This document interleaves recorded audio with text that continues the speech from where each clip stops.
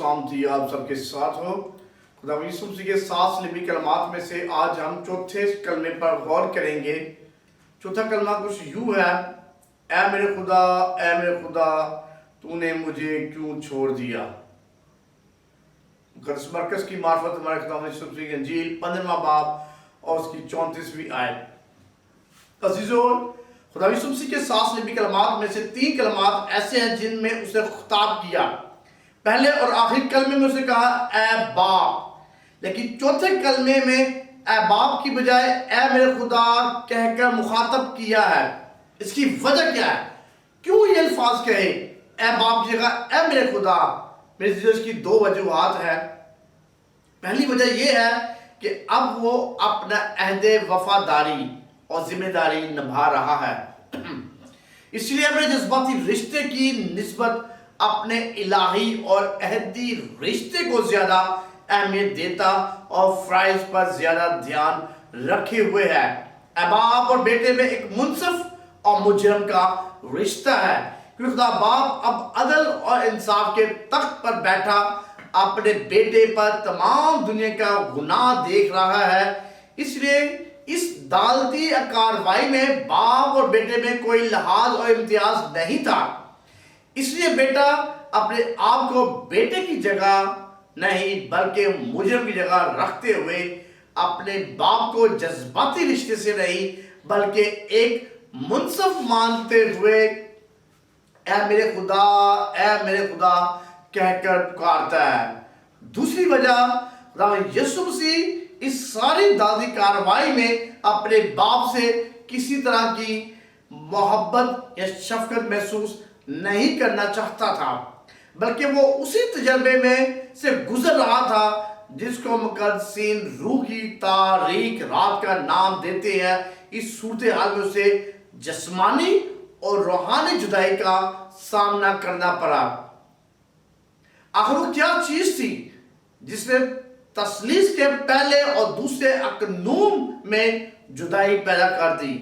यकीनन मेरे अजीजों, ये बड़ी नूह इंसान का गुनाह था जो बाप और बेटे की रफाकत में हायल हुआ और जिसकी वजह से खुदा यीशु मसीह को अपने बाप को ऐ बाप की बजाय ऐ मेरे खुदा कहना पड़ा।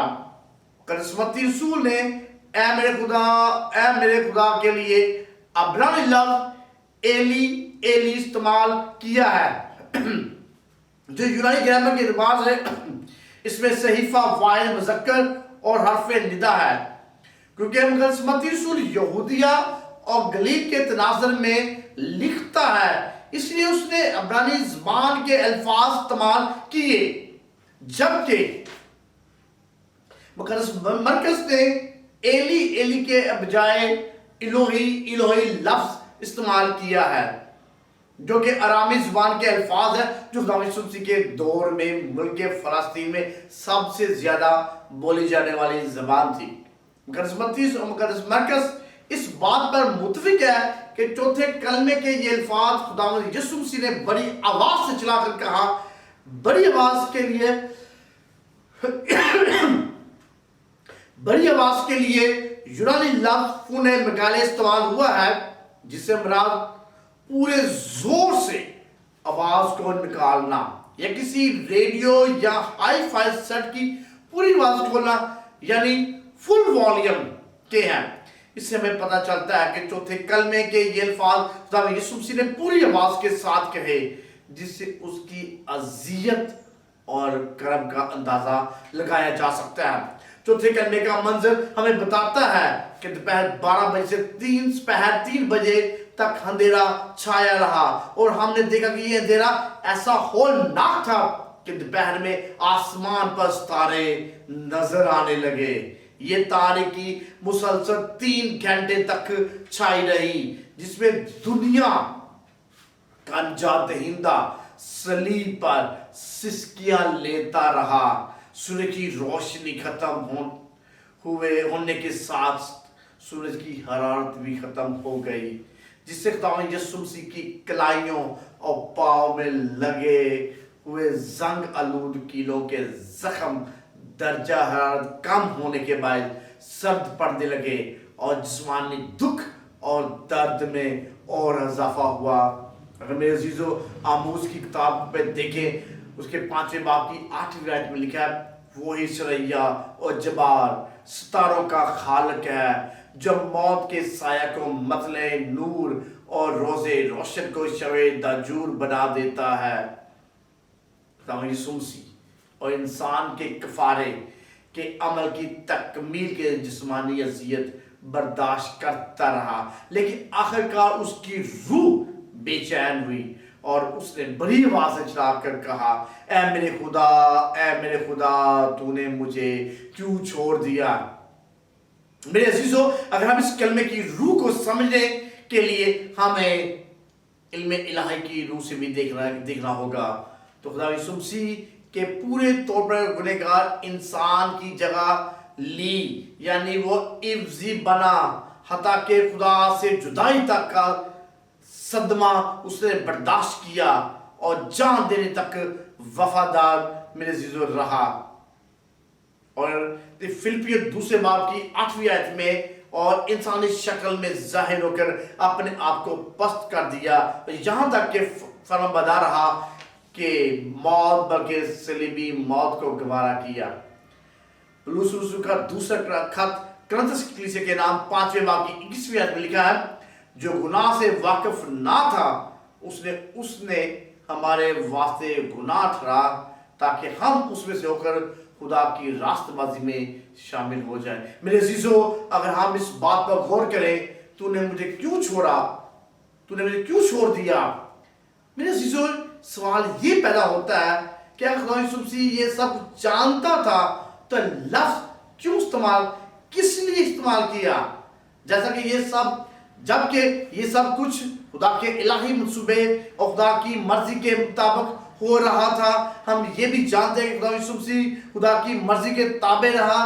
اس نے کہا, اے میرے باپ, اگر یہ میرے پیے بغیر پیالہ ٹل نہیں سکتا تو تیری مرضی پوری ہو.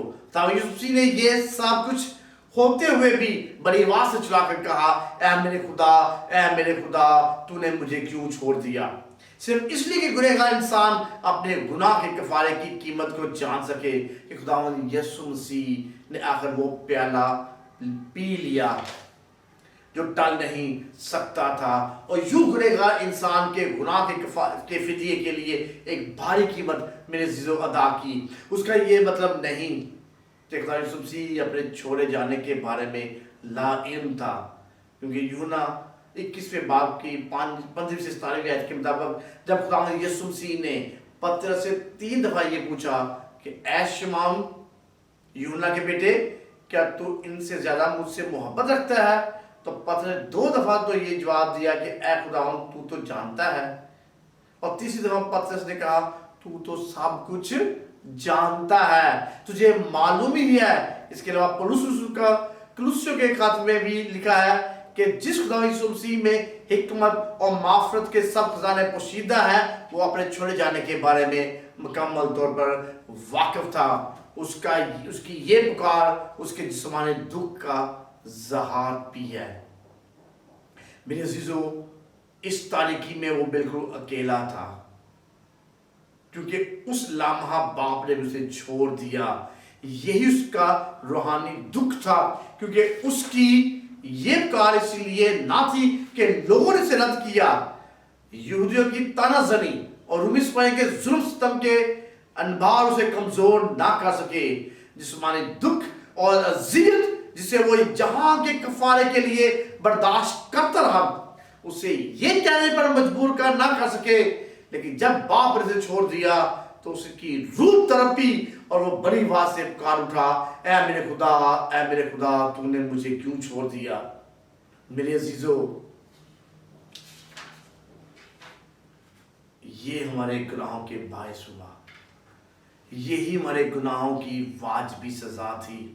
خدا یسوع مسیح نے اسی زبردست تاریکی اور خدا کی دستبرداری کا بیان کرنے کے لیے اس آیت کا انتخاب کیا, جو اس حقیقت کو پوری سچائی سے بیان کرتی ہے, یعنی اے میرے خدا, اے میرے خدا, تو نے مجھے کیوں چھوڑ دیا.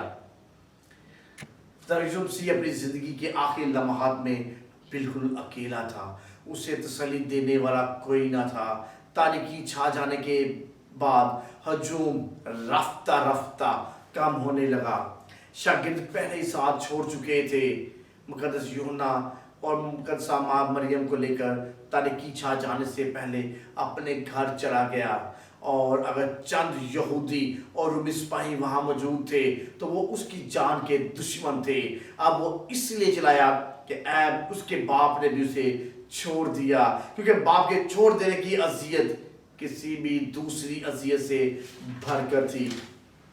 گتسمنی باغ میں خدا یسوع مسیح نے انتہائی بے چینی اور غم کی حالت میں یہ دعا کی، اے میرے باپ، اگر ہو سکے تو یہ پیالہ مجھ سے ٹل جائے، تو بھی نہ جیسا میں چاہتا ہوں بلکہ جیسا تو چاہتا ہے ویسا ہی ہو۔